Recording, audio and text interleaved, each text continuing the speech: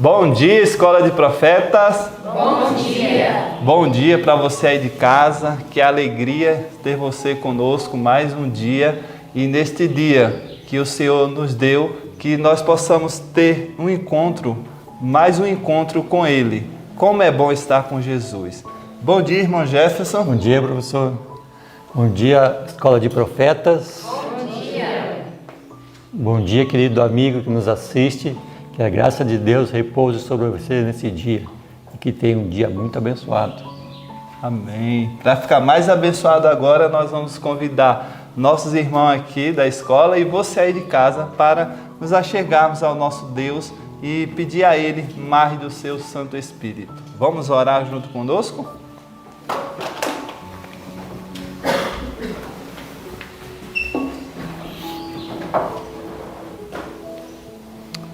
Senhor Deus, Todo-Poderoso, Criador dos céus e da terra, é no nome de Jesus Cristo que nós estamos aqui, Senhor, diante de Ti, pedindo perdão pelos nossos pecados e pedindo ao Senhor o poder do Espírito Santo sobre cada um de nós. Estamos agradecidos, Senhor, porque o Senhor deixou a Bíblia e o Espírito de profecia para entendermos mais de Ti. Nos ajuda, Senhor, tudo que estudarmos, tudo que aprendermos, nós praticarmos, ó Deus, por favor. Abençoa nossos irmãos que estão aí em casa, assistindo também, através das redes sociais, que o Senhor os abençoe e fortaleça todos nós, Senhor, para que possamos ter o caráter de Jesus Cristo.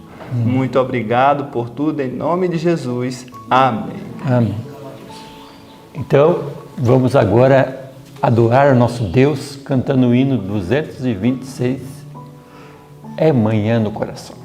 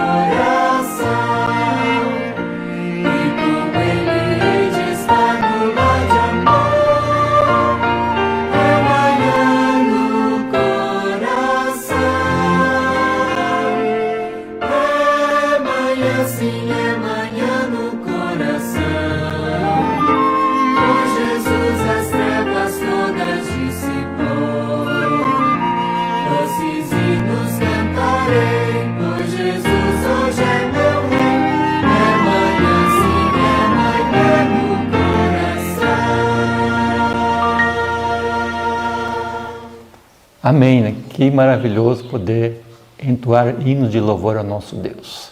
E você é convidado todas as manhãs a estar conosco aqui adorando a Deus, pois é a parte melhor do dia começar com o Senhor. Muito bem, Jefferson. Que bom, né, que temos a palavra de Deus. Por enquanto ainda temos ela nas nossas mãos, mas nós estamos lutando aqui na escola e junto com você para colocarmos ela aqui na nossa cabeça, no nosso coração. Vamos junto mais uma vez falarmos o verso que já falamos também várias vezes. Nós estamos decorando 1 Coríntios, capítulo 3, do 10 ao 13.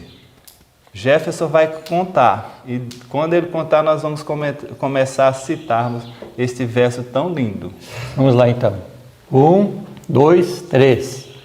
1 Coríntios 3, do 10 ao 13. Segundo a graça de Deus que me foi dada, pus eu como sábio arquiteto o fundamento, e outro edifica sobre ele.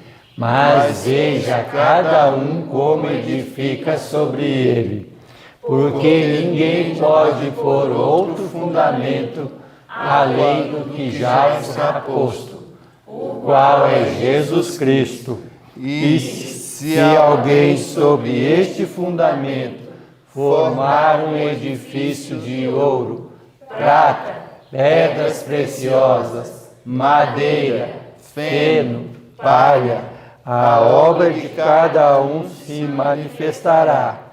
Na verdade, o dia declarará, porque pelo fogo será descoberta, e o fogo provará qual seja a obra de cada um. 1 Coríntios 13, do 10 ao 13. 1 Coríntios 3, do 10 ao 13. Segundo a graça de Deus que me foi dada, pus eu, como sábio arquiteto, o fundamento, e outro edifica sobre ele.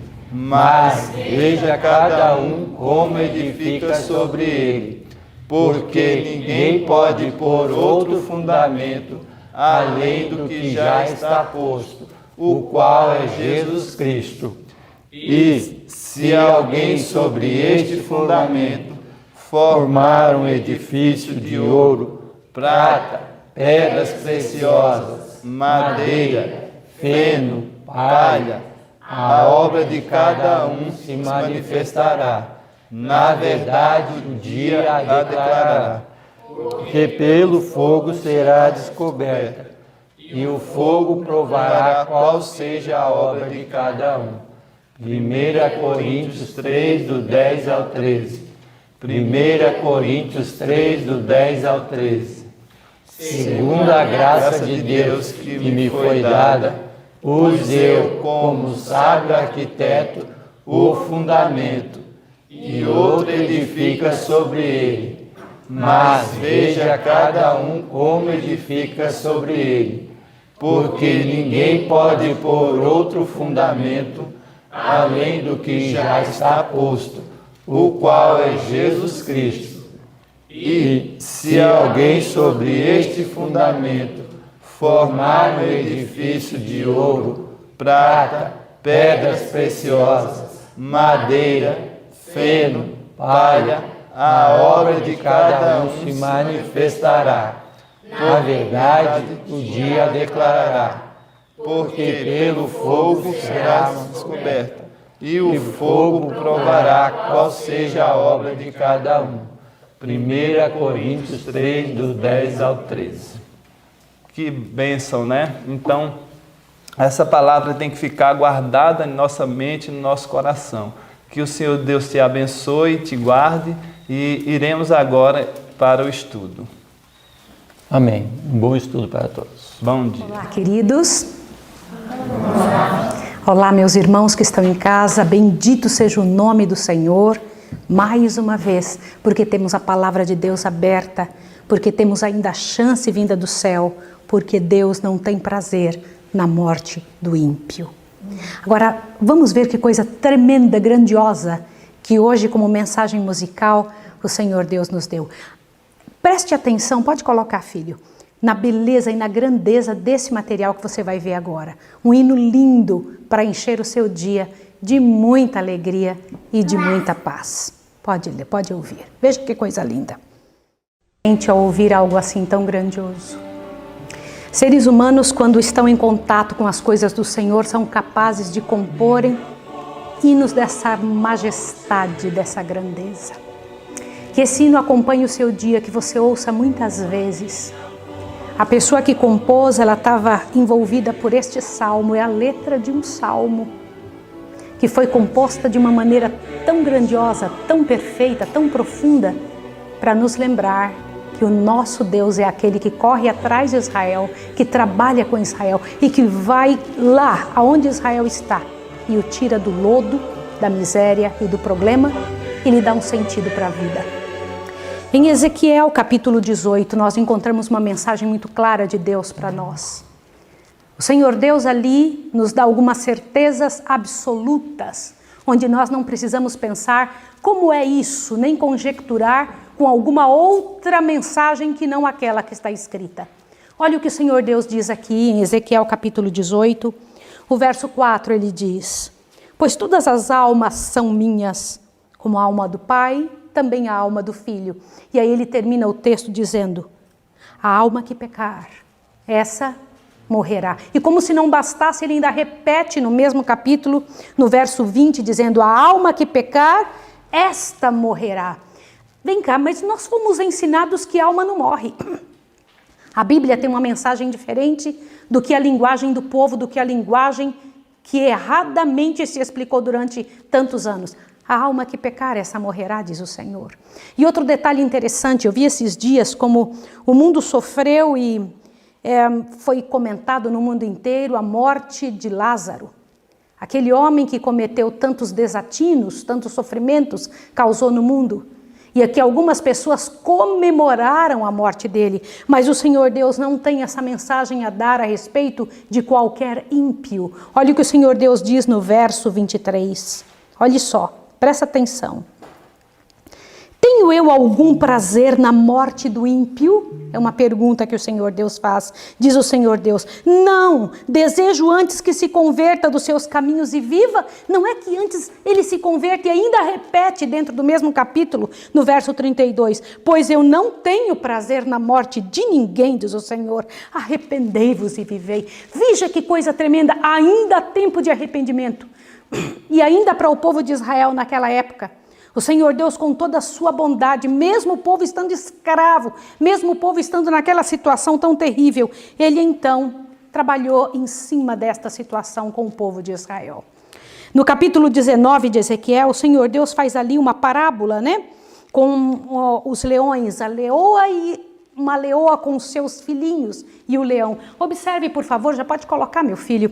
Então veja que coisa interessante. O Senhor Deus, ele tem uma mensagem clara, detalhada para comentar a respeito disso, e ele faz uma alegoria a respeito da posição dos príncipes de Israel e o lamento sobre eles, o cuidado que o Senhor Deus tem em comentar. Isso não precisava ser assim. Israel rebelde, eu tenho uma vida diferente para você. E o Senhor Deus dá uma indicação que eu gostaria que você que está em casa, em nome de Jesus, ao pegar sua Bíblia agora, não deixe de pegar sua Bíblia. Se você está só escutando, você precisa ler o que o Senhor Deus, ao comentar com Israel sobre o desejo de que voltasse, de que saísse de sua situação terrível, de que então saísse da posição de ímpios para se tornarem filhos, ele dá uma orientação no capítulo 20. Observe o que está escrito ali no verso 11 e 12. O Senhor Deus disse: dei-lhes os meus estatutos e lhes mostrei os meus juízos, os quais, cumprindo-os, o homem viverá por eles. Olha que coisa tremenda. Senhor Deus, eu não tenho desejo que você morra, mas tem um jeito de você viver. Se você cumprir os meus estatutos, você não vai morrer. E o que mais que o Senhor Deus diz? Também lhes dei o quê? O que diz aí na sua Bíblia?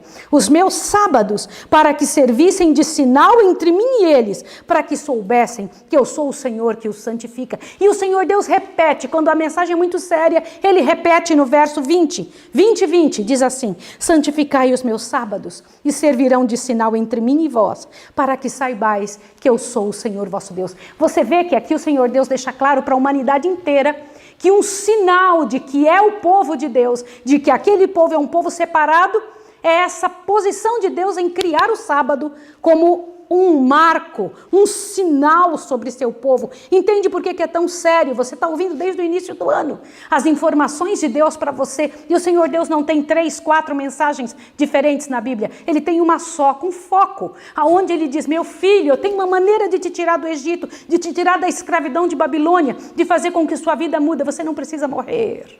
Você não precisa. Você tem uma vida para trabalhar por ela, e foi isso que Jesus veio fazer no capítulo que hoje temos que estudar. Abra o seu livro no capítulo 51, A Luz da Vida. Você precisa observar a seriedade disso e como o Senhor Deus, em sua grande bondade, trabalhou por aquele povo impenitente, o meu povo, o seu povo, o povo de Israel no passado. Agora observe a grandeza disso. Você se lembra que nós estudamos há 2 dias atrás a festa dos tabernáculos? Está lembrado disso?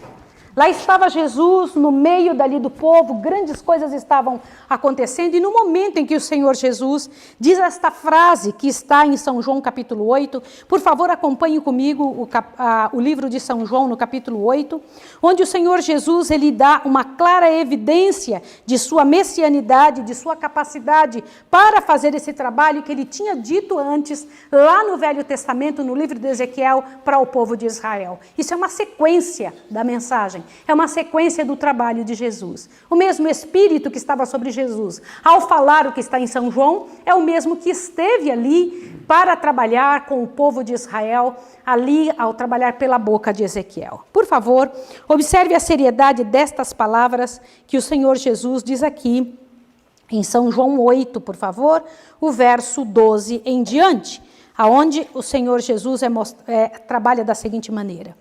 Jesus continuou a dizer à multidão. Quando Jesus disse isso, ele estava dentro do templo, tá? No pátio do templo, aliás. Eu sou a luz do mundo. Quem me segue não andará em trevas, mas terá a luz da vida. Deixa eu comentar uma coisa com você. Você já andou no escuro? Já percebeu que dificuldade é andar numa noite escura sem luz nenhuma?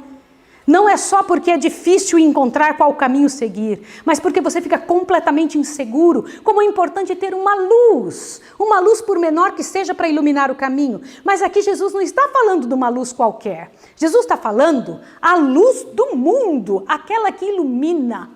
O Senhor Jesus ainda comenta que ele, toda vez que se fala sobre luz, toda vez que a Bíblia quer dar uma noção do que é Deus, ela abre um leque falando sobre luz. Jesus é a própria luz do sol. Não sei se você sabe que o sol só brilha porque Jesus é a luz dele. A lua só brilha porque reflete o sol, a luz do próprio Jesus. Você sabia disso?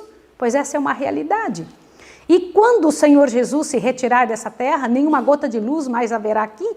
E Jesus então chega ali no meio daquele lugar e diz: eu sou a luz do mundo.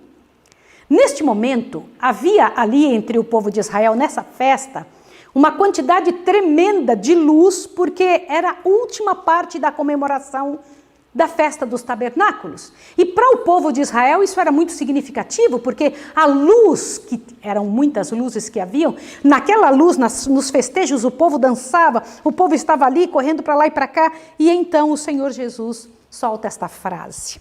Mas isso não agradou as pessoas que estavam ouvindo. Isso trouxe um susto muito grande para aquelas pessoas. Deixa eu comentar um detalhe com você.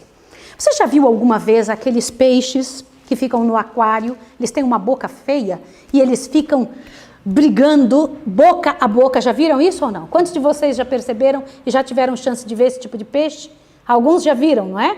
Eu fico impressionada com esse tipo de peixe, porque além de feios, eles não podem ver o outro que tem a mesma boca e ficam brigando.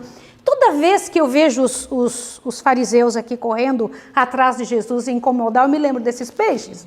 Porque eles tinham sempre um motivo diferente para ir lá azucrinar e atormentar Jesus. Qualquer frase, fosse o que fosse, era suficiente para atrapalhá-los. Mas dá uma olhadinha o que foi que aconteceu no verso 13 do capítulo 8. Desafiaram-no os fariseus. Tu testificas de ti mesmo? O teu testemunho não é válido. E aí Jesus começa, de uma maneira muito clara, a comentar sobre a capacidade dele de realmente ser a luz do mundo. Isso tudo era em preparo para algo grandioso que haveria de acontecer uns minutos depois. E eles não gostaram daquilo. Aqueles homens não odiaram aquela situação. Aquela situação que tinha sido repetida de Jesus ser a luz do mundo pelo próprio Pedro, por João, que tinham ouvido Jesus falar isso, depois em seus livros repetiram esta afirmação, não é? Na manifestação de Deus a seu povo, a luz sempre fora um símbolo de sua presença. A ordem da palavra criadora, no princípio, a luz brilhara das trevas. Estivera velada na coluna de nuvem de dia e na coluna de fogo à noite, conduzindo os vastos exércitos de Israel. Toda vez que o Senhor Deus se apresenta, a luz é uma manifestação dele mesmo. E Jesus dizer, eu sou a luz do mundo, era considerado como uma tremenda de uma blasfêmia. E o interessante é que a revelação diz que só não mataram Jesus ao pronunciar aquela primeira frase, não as outras, nem precisava das frases seguintes. Já seria suficiente para mandar matá-lo, mas ainda não tinha chegado a sua hora. E então Jesus continuou no seu discurso, né, de comentar que ele era a luz do mundo. Interessante, meus irmãos, que se nós pararmos para pensar, quando Jesus se assemelha ou diz ou comenta que ele é a própria luz, nós vemos homens hoje que trazem muita luz ao mundo com o seu conhecimento. E então abrilhantam o planeta com aquilo que eles chamam de capacidade, não só teológica, mas até intelectual, para que possa trazer luz para as pessoas. O que na verdade para Deus é luz? É o conhecimento de Deus, né? Com as palavras, eu sou a luz do mundo, Jesus estava se declarando o Messias. E isso para aquele povo era o pior que poderiam ouvir. Então, eles chegam, aqueles homens, e viram para eles e diz o seguinte, de forma bem arrogante, dizem assim para Jesus, como que você diz que você é a luz do mundo? De que maneira? Sabiam que Jesus estava dizendo que ele era o próprio Cristo? E Jesus então joga em cima deles dizendo, se vocês me conhecessem, conhecessem meu Pai, vocês iriam entender por que é que eu estou dizendo que eu sou a luz do mundo. E eu sou mesmo. E aquela apresentação era uma apresentação a pior que poderia existir. E então Jesus diz uma das frases aqui que está em São João 8, que me impressiona demais. Verso 32 do capítulo 8. Então conhecereis a verdade, e a verdade vos libertará. Quando Jesus disse essa frase aí, foi o máximo, o pior do que eles poderiam ter ouvido. Falou, vem cá, mas libertar do quê? Nós nunca fomos escravos de ninguém. Deixa eu perguntar uma coisa a vocês. Eles tinham sido escravos ou não? Sim ou não? Quantas vezes? Vocês conseguem contar no dedo? Nessa época eles já tinham sido escravos da Síria, sim ou não? Já tinham sido escravos da Babilônia, o que mais? Tinham sido escravos no Egito, no primeiro Egito, Assíria, Babilônia, Medopérsia, da própria Grécia e agora de Roma. Mas eles disseram, nós nunca fomos escravos de ninguém. E aí Jesus então trabalha em cima da aplicação mais direta ainda. Vocês são escravos do pecado, do pai de vocês. Falou, mas nosso pai é Abraão. Se vocês fossem filhos de Abraão, vocês me reconheceriam. Mas vocês não têm por pai Abraão. E então Jesus ouve a maior provocação que poderia ouvir naquele dia. Nós temos um pai, sabemos de onde viemos, não somos bastardos. Na verdade, era isso que eles estavam dizendo. Você nem sabe de onde você veio. E Jesus falou assim, vosso pai é o diabo. Uau! Porque vocês fazem exatamente aquilo que agrada ao diabo. Eu fico imaginando que ódio que não subiu no coração daquelas pessoas, né? Que terrível, que terrível. E eles perguntando, mas quem é você? A pergunta, quem é você, né? Quem que você diz que é? Quem é você? E Jesus então vai abrindo palavra após palavra, sem deixar de explicar um só detalhe do que ele vinha fazer. Só que, no entanto, Jesus acaba dizendo a palavra mais séria. Ele diz, mas vem cá. Antes que Abraão existisse, eu sou. Mas você não tem nem 50 anos. Como é que você diz que você conheceu Abraão? Interessante é que, quando a gente ouve Jesus falando isso, a gente se lembra do que aconteceu com Abraão. Abraão viu o meu dia, né? Abraão percebeu quem eu era. Abraão sim, Abraão me viu. Eles falaram, mas vem cá, você é tão jovem, como é que você está dizendo isso? Irmãos, que coisa tremenda é pensar nesse momento da vida de Abraão.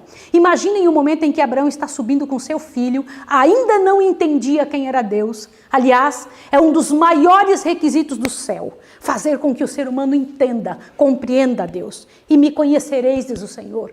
Tire tempo em me conhecer. Foi isso que Abraão estava pedindo, isso que a vida toda ele pediu. Senhor, eu quero te conhecer, eu quero ter um vislumbre da tua glória, eu quero entender quem é o Senhor. Me ajuda a te conhecer. E o Senhor Deus deu a ele uma experiência que facilitou com que isso acontecesse. Lá está ele subindo com seu filho para matá-lo, porque Deus tinha dito, me oferece ele como sacrifício. Só tem um jeito de você entender Deus se você passar alguma coisa parecida com o que ele passou em prol de alguém, em prol de alguma pessoa. Lá estão os dois subindo. E então eu imagino ali Abraão com o coração temeroso, sem entender o que está acontecendo. Coloca ali o filho sobre aquela mesa e tenta entender depois daqueles quantos dias caminhando para ir matar o filho. Quem sabe, não parece que é Deus que está pedindo uma coisa dessa. Puxa vida, meu único filho, eu vou entregar, mas quem sabe ele vai ressuscitar o meu filho depois que eu matar. E levanta a mão mesmo para matar, e Deus, lendo o coração dele, sabe que ele iria fazer aquilo. Diz que na hora que ele levanta a mão, o coração ali quebrado de dor, um anjo segura o braço de Abraão, né? E diz, agora eu sei que não me negaste teu filho, teu único filho. E eu imagino Abraão dizendo, foi isso, é isso que o pai vai sentir ao entregar o filho para nós. É isso que ele vai sentir. Meus irmãos, Abraão viu Jesus assim, na sua experiência pessoal, naquilo que ele tinha passado. E essa é a parte principal, mas quando Jesus diz isso, olha, o verso 58 do capítulo 8, respondeu-lhe Jesus, em verdade vos digo, que antes que Abraão nascesse, eu sou. Então pegaram em pedras para atirar nele, mas Jesus se ocultou e retirou-se do templo. Meus irmãos, eu quando paro para pensar nisso, pode passar, meu filho. Fico imaginando, olha aí, está aí aquela cena, que eu queria que vocês imaginassem a seriedade daquele momento, de Abraão, então, depois que ele sai daquele momento, vai lá e sacrifica a ovelhinha de forma diferente de todas as outras em sua vida. Agora ele entendia o sacrifício do céu.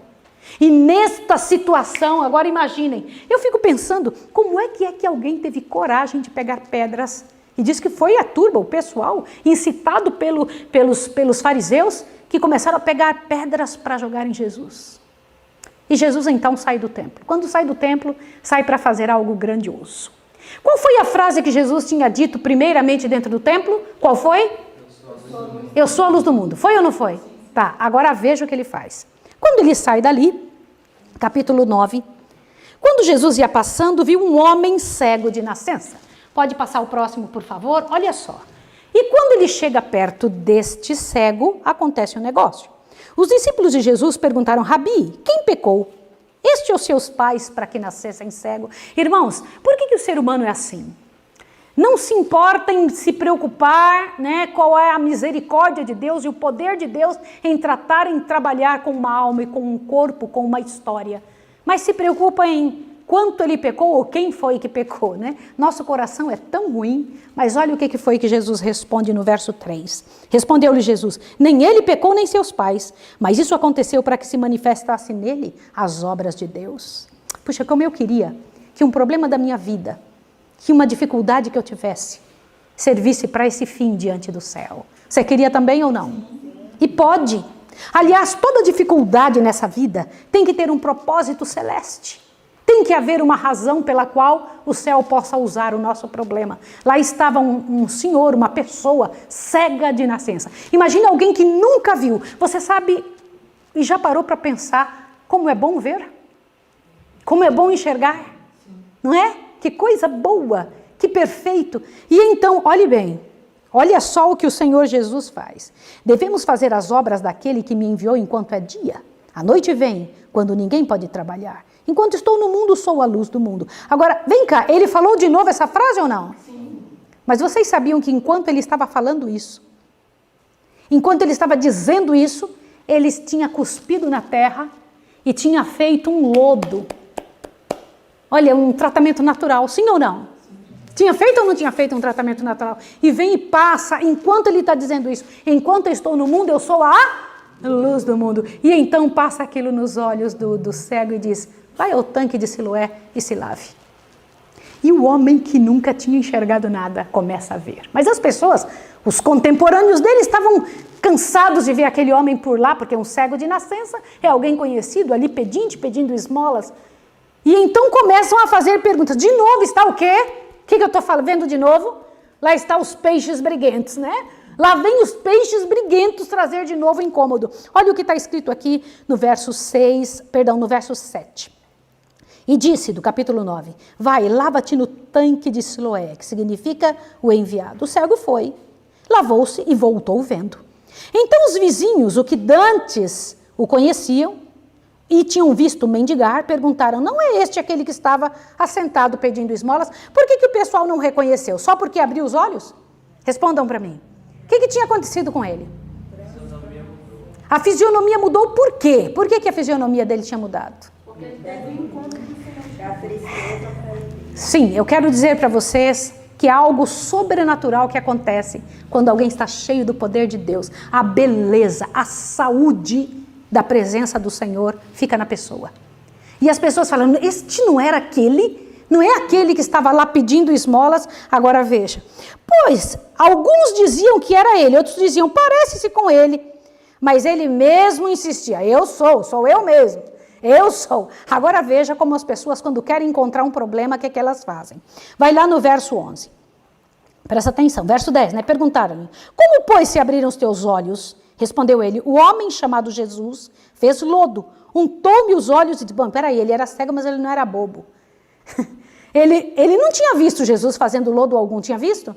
Como é que ele sabia que isso tinha acontecido? Ele sentiu. Sabe, uma coisa muito interessante aconteceu conosco, comigo e com meu esposo, há alguns anos atrás.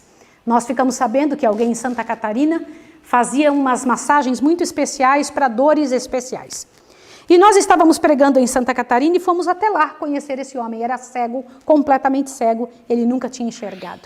E o interessante é que esse homem, ele nos colocava na maca e ele conseguia dizer, é aqui que dói, é aqui também, é aqui também. E eu falava, mas como é que você sabe? Ele falou assim, eu aprendi a enxergar com as mãos. Eu aprendi a ver e enxergar melhor que seus olhos enxergam. E eu me assustei com aquilo. Tanto é que quando eu estava deitada na maca, meu esposo estava sentado ali, junto com a gente, e eu comecei a fazer sinais para o meu esposo. E ele não enxergava, e ele começou a comentar conosco. Por que você está fazendo sinais para o seu marido? E eu disse, por quê? Alguma coisa você está falando para ele. E eu fiquei tão espantada com aquilo, porque ele disse, eu consigo ouvir sons que vocês não ouvem. Eu consigo perceber o que para vocês é simples e comum. Eu fico imaginando quando Jesus cuspiu para ele, aquele era um som. Quando Jesus mexeu com o barro e depois trouxe isso aos seus olhos, ele fez lodo. E ele colocou nos meus olhos e agora eu estou vendo. Peraí, o poder estava no lodo? Na água de Siloé? Não? Ah, não estava. Com certeza não era nisso que estava, né? Aí as pessoas perguntavam, aonde está ele? Respondeu, eu não sei. Levaram aos fariseus, esse que antes era cego. Peraí, o povo cheio de problema. Chegando lá, o que os fariseus faziam? Era sábado, né? Não podia fazer esse trabalho, né? Não podia nem cuspir. Eu não sei se vocês sabem disso, né? Que quem cuspisse no chão, segundo a lei dos fariseus, estava adubando a terra. E porque estava adubando a terra, não podia cuspir. Pode imaginar um negócio desse? E quem tinha cuspido? Jesus. Aquele que eles tinham acabado de tentar apedrejar. Agora imagine a cena. Ora, era sábado, o dia em que Jesus fez o lodo e abriu os olhos do homem. Portanto, os fariseus também lhe perguntaram como vira. O homem respondeu, aplicou o lodo aos meus olhos e lavei e me vejo.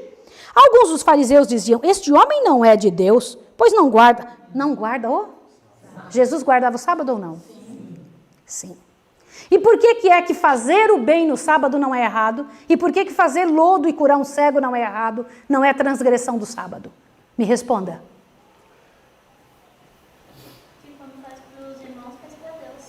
Porque este não era um trabalho. Quando dizem assim, Jesus não guardou o sábado, transgrediu o sábado. Qual era a profissão de Jesus mesmo? Qual era? Carpinteiro. Quando foi que Jesus fez algum móvel no dia de sábado? Respondam para mim. A atitude de Jesus era fazer o bem aos sábados, mas aqueles homens, eles estavam precisando de um pouco mais de luz. Aliás, a luz que eles não queriam enxergar, né? E então apertaram o rapaz, mas vem cá, isso é maluquice, não existe quem faça isso. E então mandaram chamar os pais do rapaz, não foi isso? Não foi isso que aconteceu? Mandaram chamar o pai e a mãe, e o pai e a mãe então, olha, pergunta para ele mesmo, né? Ele tem idade, eles estavam com medo. Eu quero saber, quem de vocês aqui se lembra desse verso? Quem consegue falar este verso aqui, por favor? Sabemos que era cego. Vamos lá, quem que sabe? Então vamos, 1, 2, 3, vai lá. Não, eu quero que falem juntos. 1, 2, 3. João 9, 20 ao 27. Seus pais lhe responderam e disseram: sabemos que este é o nosso filho e que nasceu cego, mas como agora vê, não sabemos. Ou quem lhe tem aberto os olhos, não sabemos. Tem idade, perguntai-lhe a ele mesmo, e ele falará por si mesmo. Seus pais disseram isso, porque temiam os judeus, porquanto já os judeus tinham resolvido que se alguém confessasse ser ele o Cristo, fosse expulso da sinagoga. Por isso é que seus pais disseram: tem idade. Perguntai a ele mesmo. Imaginem a cena. Imaginem. E aí foram perguntar, mas diz que o próprio poder de Jesus estava sobre o rapazinho para poder responder. Agora imagina que coisa boa, né? Estava ali cego o tempo todo, de repente se torna não só vendo, mas também falante e falando com poder, né? Eles então argumentaram com os judeus que disseram, não, pelo poder dos demônios é que faz isso, né? Aí venha, presta atenção, o verso 31. Nós sabemos que Deus não ouve a pecadores. Ele ouve a homens que são tementes a Deus e faz a sua vontade. Jamais se ouviu dizer que alguém tem aberto aos olhos a um cego de nascença. Se esse não fosse de Deus, nada poderia fazer. Disseram ele, tu és nascido todo em pecado e queres ensinar a nós? E os expulsaram. Peraí. Foram expulsos, não foram? Quero dizer para vocês que todo aquele que é expulso do local, que é expulso de algum lugar, injustamente, o Senhor Jesus está perto. Quem que estava olhando? Jesus. E Jesus foi, depois que foi expulso, foi até lá conversar com ele. Imagine a cena, que coisa linda, que coisa tremenda. Foi até lá. Imagine Jesus chegando perto dele. Ele já tinha visto Jesus? Já tinha visto? Não. Mas já tinha sentido Jesus ou não? Veja o verso 35 do capítulo 9. Jesus ouviu que o tinham expulsado. Enquanto o encontrou, perguntou, crês tu no Filho do Homem? Eu imagino aquele cego como deve ter mexido com o coração. Imagine aquele momento, é aquela voz, é ele, imagina isso? Agora continua. Perguntou o homem, quem é ele, Senhor, para que eu nele creia? Jesus disse, tu já ouviste, e é aquele que fala contigo. Ai, que coisa boa, não é? Por que Jesus tinha dito que ele já tinha visto? Eu quero que vocês parem para pensar nessa frase de Jesus. Vem cá, ele estava cego, saiu dali com o olho cheio de barro. Já tentou colocar barro no seu olho, você que vê? Sim ou não? Você consegue enxergar alguma coisa com barro no olho? Consegue? Ainda mais um cego. Tá, ele tinha ido a Siloé se lavar. Como é que Jesus disse? Você já ouviu? E é esse que fala. Ele tinha visto pelos olhos? Da fé. Pode imaginar isso, gente? Que coisa tremenda, que coisa linda. Olha só. Disse o homem, creio, Senhor. E o adorou. Eu fico imaginando isso. Disse então Jesus, eu vim a este mundo para juízo, a fim de que os que não veem, vejam. E os que veem, se tornem cegos. Jesus estava falando de quem exatamente? Dos fariseus. Que coisa terrível, meus irmãos. Aquele homem, o cego, tinha duas cegueiras curadas. A cegueira da vista e a cegueira da alma. No entanto, os fariseus mais cegos ainda se tornaram. Por quê? Pelo orgulho de não querer aceitar o que o Senhor Jesus tinha vindo fazer por eles mesmos.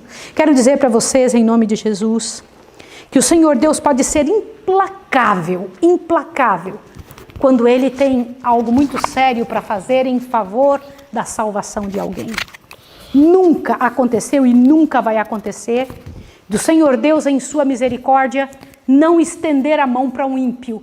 Mas quando esse ímpio não se coloca na posição de ser salvo, o Senhor Deus precisa trabalhar de forma implacável com o pecado. Eu quero que vocês saibam disso. Que o Senhor Deus, na sua misericórdia, que o Senhor Deus, em sua bondade, consiga fazer em nossa vida e em nossa história tudo aquilo que Ele planejou. Que saiamos de nossa escravidão do pecado. Que possamos ir em direção à luz que se abre na nossa frente. Jesus, a luz da vida. Amém. Querido Deus e amado Pai, nós te pedimos que o Senhor nos livre da nossa cegueira, Senhor. Que o Senhor visite a nossa vida com a tua grande luz, com a tua presença, com o teu poder.